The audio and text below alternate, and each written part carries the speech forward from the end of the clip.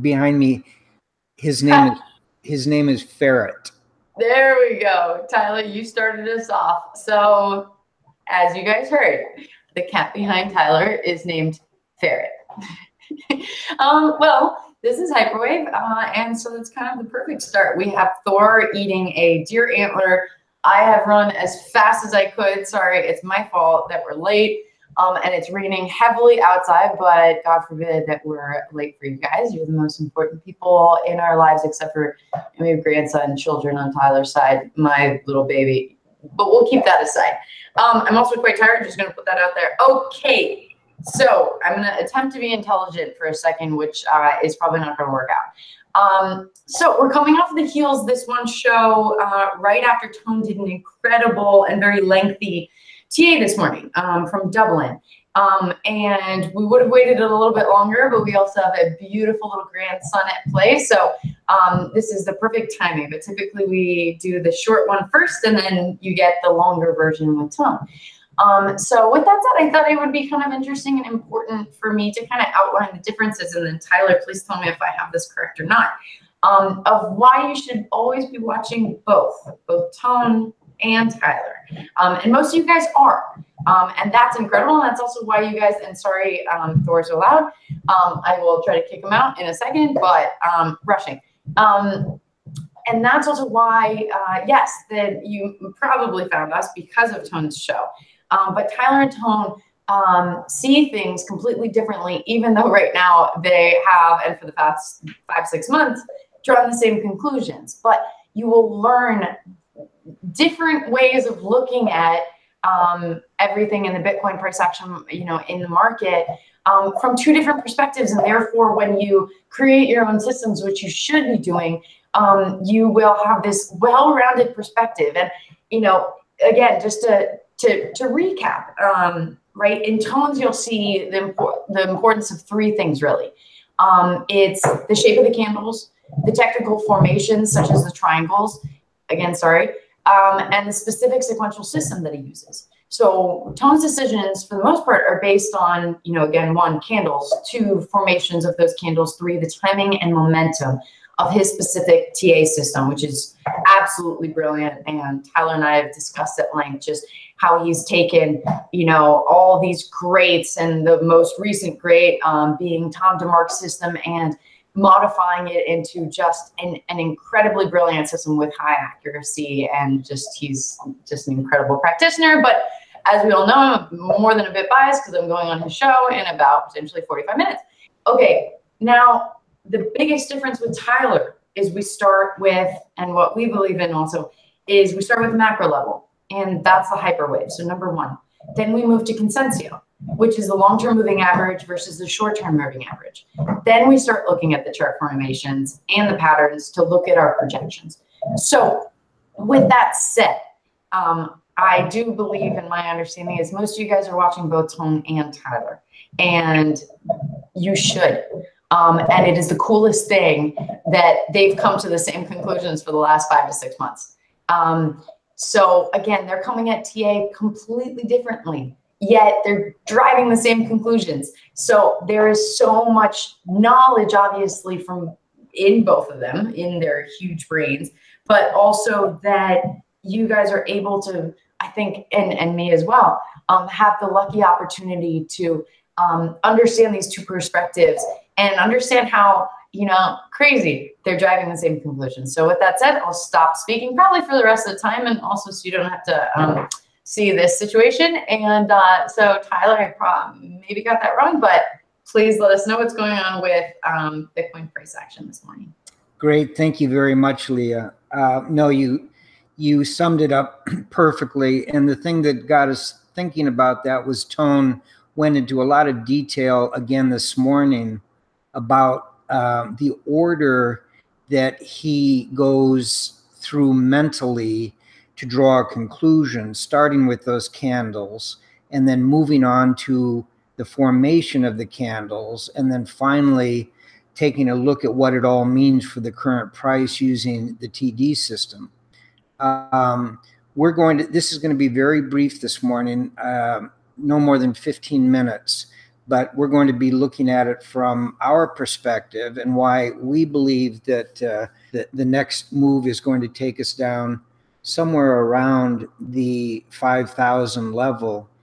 And because of Hyperwave, it has me considering that that level will not hold, and therefore going down to another level that Tone had identified a long time ago, even before we ran up to the 19,000, 20,000 top, which is down at the 1,300 level. I'm drawing the same conclusions in terms of that being a possible target, but even slightly lower at my phase one line down at the 1,000 level. So let's just go to screen share, and we're going to go quickly through the various iterations of various technical tools to take a look at what we see. This is the chart of the Hyperwave. This is the chart of Bitcoin starting back at $400 back in 2016, running all the way up to 20,000. And I've superimposed on that the Fibonacci lines that we discussed yesterday. And I did have someone comment online in the chat, made a brilliant observation that I probably misspoke when I talked about, as we were coming up to the top, that there were some very interesting points along the Fibonacci lines in which things were happening with price. And his observation was, and he wasn't adamant that he was correct, but he was asking me to consider it, that isn't it just coincidental as we were coming up that various points were so important? Because we didn't know that we were going to peak at 19,666 until we did. And therefore, anything that happened prior to 19,666 was dependent on me drawing the retracement from that level, which I would not have known prior to that time.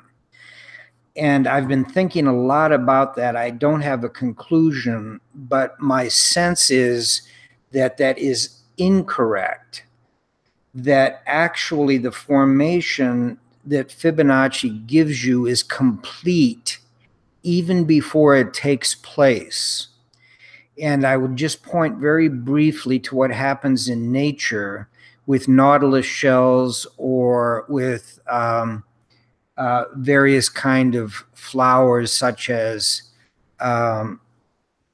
sunflowers, in which the relationship of the individual seeds in terms of their size and their placement relative to each other grows over time, but the Fibonacci relationships do not increase or decrease. They stay constant. Fibonacci is constant because of the ratios, not because of the ultimate size of whatever it is you're measuring. So as something grows like a hyperwave, or in this case, Bitcoin, the relationships stay the same as the price moves, either before or after the ultimate top. Now, that's just a sense that I have, and it's more theoretical than anything else, but I want to give that a lot of thought, and I'll be doing a bunch of experiments just to look into that. So thank you for that observation. That's the type of analytics that I think Hyperwave deserves.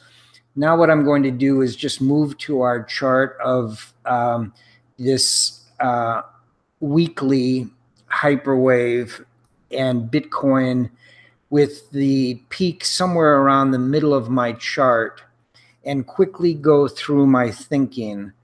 I don't believe that this bottom is going to hold, but it could for the short period of time. We could even get a bit of a retracement because we have dropped so quickly down to these lows.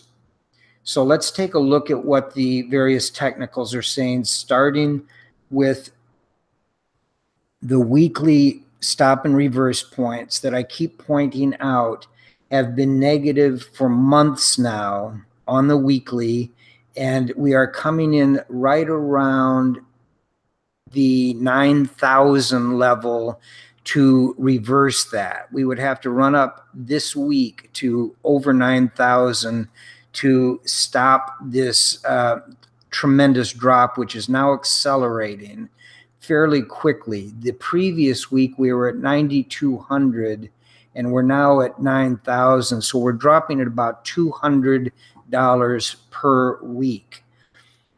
And that is clearly very negative. When you move to the 3-day time period, we did go positive during this run up from the 6,000 to the 10,000 area.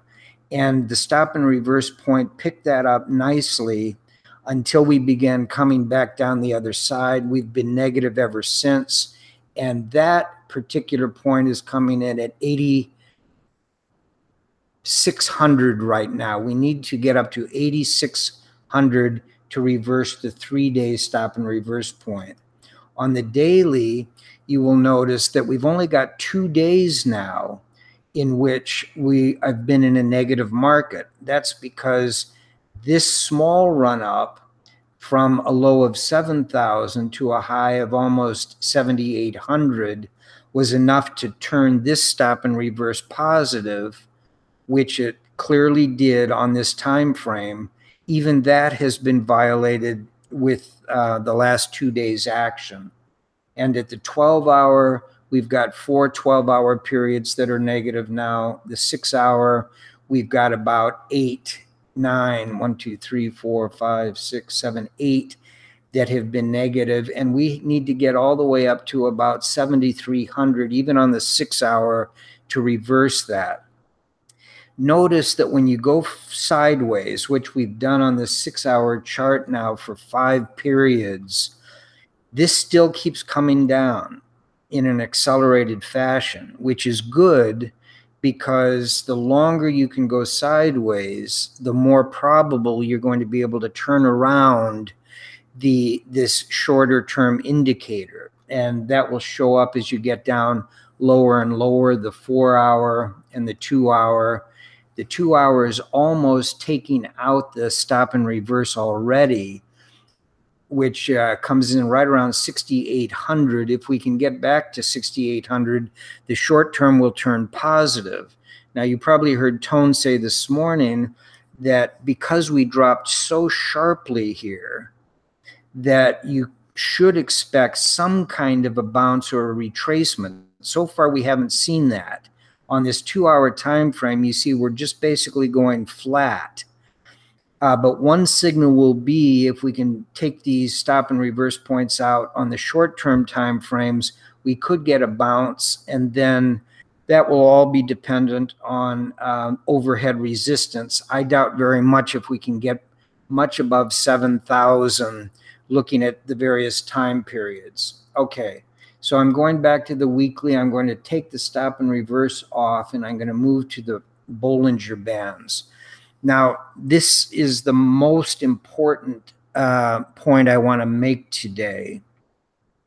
I've been calling for lower prices because we have not yet taken out the lower band on the weekly basis of the Bollinger Band. And after being so overbought over here, that is a requirement to turn price around. That line comes in at about 5,900, 5,800. One of the reasons I picked 6,300 as my target on my short term is because of the Bollinger Band bottoms on the shorter time frames. Let me show what I mean. On the 3-day, we are already down to the bottom. We haven't broken through it yet, but right around the 6,300 level would be a place that this 3-day could bounce, in my opinion. The 1-day, we've broken through the bottom, and that sets us up now to be able to reverse all the way back up to the top line, which is coming in about 8,000. I don't believe that's going to happen because of the weekly. So just because the short term can go all the way back through the midline and back up to the top does not mean that it will affect the longer term Bollinger Bands. And that's important. I'll show you what I mean when we look down at the 12-hour, the 6-hour, and the 4-hour. Look what happens to the lower Bollinger Band when we have a tremendous drop in a short period of time. It also drops sharply, but also look what happens at the upper band. It does not drop, it goes up. And what that is doing, the mid-band starts coming down rapidly, which gives you the chance to bounce back up to that midline, but it gets very, very difficult to be able to retake the top. And you need to experiment with Bollinger Bands over time periods to understand exactly how that works. Take a look at what's happening on the 2-hour and the 1-hour. The 2-hour, after dropping sharply, begins curving around, flattening out, and then it will start actually coming up again as it is doing on the 1-hour. And that then squeezes the price on the short term between a very narrow band that even if you can break out above the top, you don't have anywhere to go. Very important between the long term, here's the weekly again, and what it's telling us, and the intermediate term where the lower band is dropping but the upper band is going up, and the short term. So when you are trading using Bollinger Bands, you should not just be looking at the one time frame, even though that's the time frame you're trading in. Try to get a bigger perspective, and that perspective is very negative right now because of what the weekly is saying, which is we've got to drop again from current levels fairly sharply to get any sign of a bounce that could take us back up to the midline. And we have not done that yet. Therefore, all the other time periods, intermediate and short term, are just setting up for another drop to lower levels. Okay, I'm going to take that off, and we're going to look at Consensio through the moving averages. And we'll start with the weekly. Notice that the price is below the short term, the intermediate term, and the long term. The intermediate and the short are moving down. That's the definition of a bear market. But also look now at how the top or the longer term is flattening out very quickly. It's difficult for me to see here, but on this particular action, it actually looks to me as if it is beginning to roll over to the downside. That does not show up on other charts, so I want to take a look at that. But take a look at the 3-day. This is only half what we just looked at on the weekly, 3 days instead of 7. And you see that the longer term moving average started down all the way back here.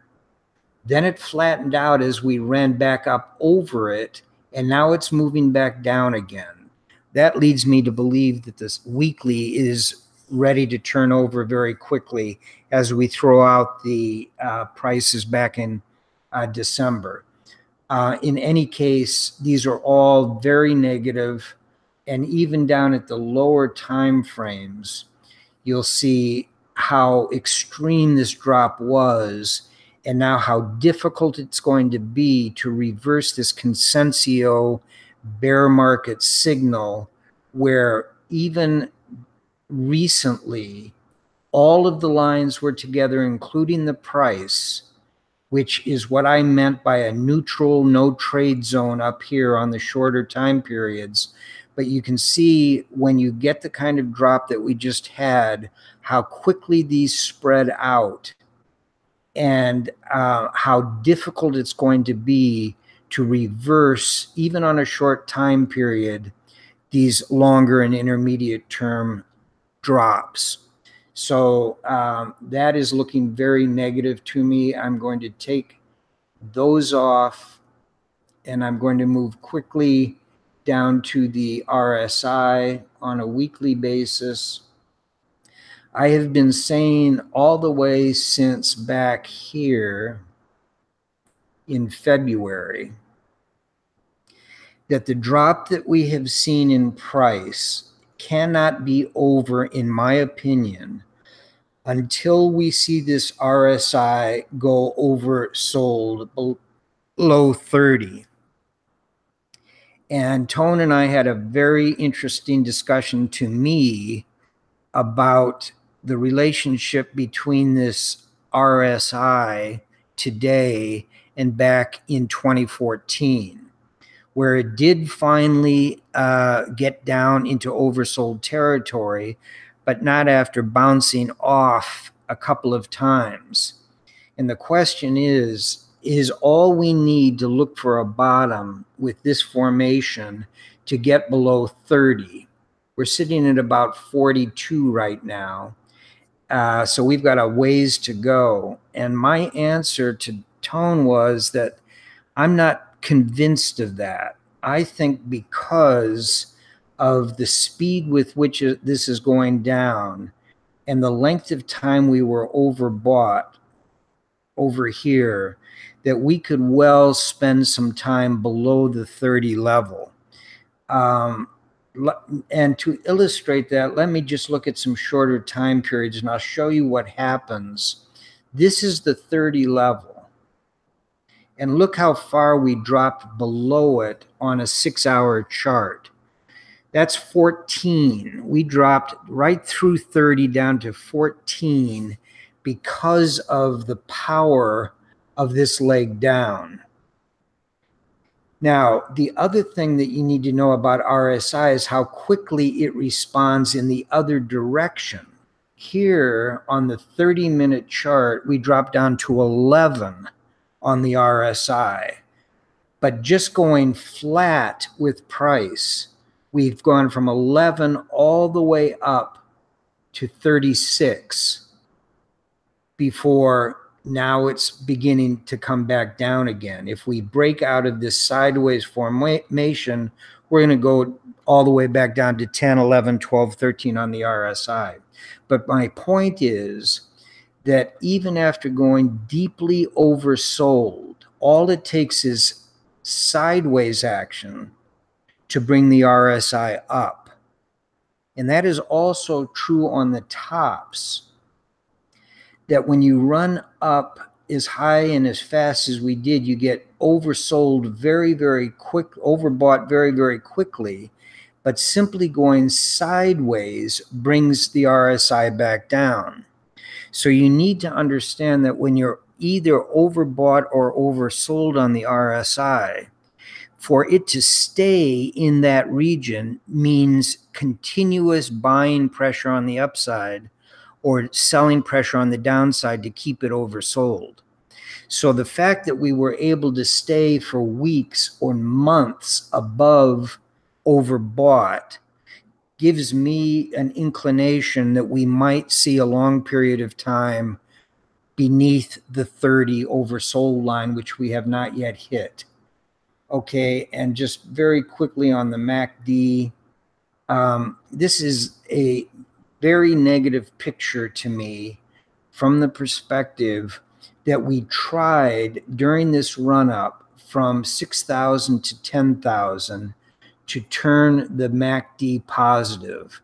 And we kept saying the histogram is getting better and better, but it's negative. And now what we're seeing is we were parallel between the two moving averages, and now we're beginning to space out between those two. In other words, the histogram is getting worse. And it's going to be difficult to reverse that, even going sideways. And certainly just jumping up to 7,000 or 7,300, maybe 7,500, if this thing gets a steam, a head of steam behind it, is not going to turn the MACD around. So To me, the other thing that Tone mentioned in our joint appearance, but also on his morning look at Bitcoin this morning, is that the long term always takes precedence over the short term. The intermediate term always takes precedence over the short term. The short term can bounce, the short term can do a lot of different things, and it's picked up very well using the sequential or the TD system. Because you can go to lower time frames and see where the pressure is coming from. But that does not mean, and you should not believe, that because you've got evidence that a short-term bounce is taking place, that it is going to be important in terms of turning around the intermediate or the long term. What is important to note is you cannot turn around the intermediate or the long term until you have turned around the short term. That's why the short term is important, and that's why I give my 5% projections on my short term to be either neutral, positive, or negative, not because they in themselves are important to anybody other than day traders, but they're very important to me, knowing that on Consensio, you can't get a longer term moving average to change direction until you get the intermediate to change, and that will not change until you can get the short term to change, and that will not change until price reverses. That simple concept can be applied across all these charts that we just looked at, and it is the key thing that you must keep in mind when trying to decide where you're placing your money and when you are placing your money. And just one other quick note, and I'm going to get back off of screen share. And what that note is that I have said over and over again, don't tell me what to buy. Tell me when to buy it. And all the techniques you see me using are used in the context of money management across various asset classes. They work fine on one asset class like Bitcoin. But what I really want to know, and some of our consultant clients want to know, is when we are in a bear market in something like Bitcoin, which we clearly are, and there's no sign of a bottom, what should they be doing with their money? And the answer is you should have it in something that is in a bull market. You can then get out of something that's in a bull market at the time that the asset that you are in or looking at stops going down and stops eroding what would be your wealth. Therefore, once again, the important adage is don't tell me or don't speculate on and don't think about what it is that you are falling in love with. What is important is when is the right time to put money in or take money out of an asset class. And with that, back to Leah. Oh man. Okay. Hello, everybody. Thank you so much, Ty. And yeah, I have been noticing your live chat. Tone was in there, which was a lot of fun. And I guess to recap, just recapping something that Tyler has said before, which I think is completely relevant to your good luck trading today, as Tone usually says, which, as Tyler, you remember, he said during lulls in price action, complacency is inviting. This is when you need to be most vigilant because something big is about to happen. So don't convince yourself you know what that something is. Semper Paratus. And as we said in, I think, the show 2 days ago, yesterday, never short a dull market. So if those are relevant, if I understood the high level synthesis of everything that's going on, probably not, but that's my takeaway for the end of the show. So everybody have a wonderful day. Great. Thank you very much, Leah, and thank you all for watching. Bye. See you tomorrow.